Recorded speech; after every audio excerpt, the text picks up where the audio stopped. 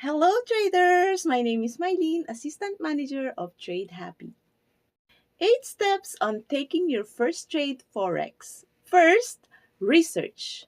Analyze assets thoroughly before trading.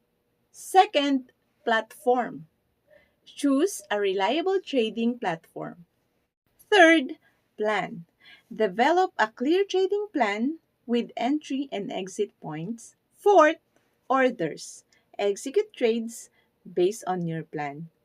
Fifth, monitor. Keep a close eye on positions and market conditions. Six, stop loss. Take profit. Set orders for risk management. Seventh, discipline. Stick to your plan, avoiding impulsive decisions. And eight, review. Regularly analyze trades for learning and improvement. Remember, trading involves risk, so it's essential to approach it with caution and a well thought out strategy. Please don't forget to follow, like, and share tradehappy.co.uk.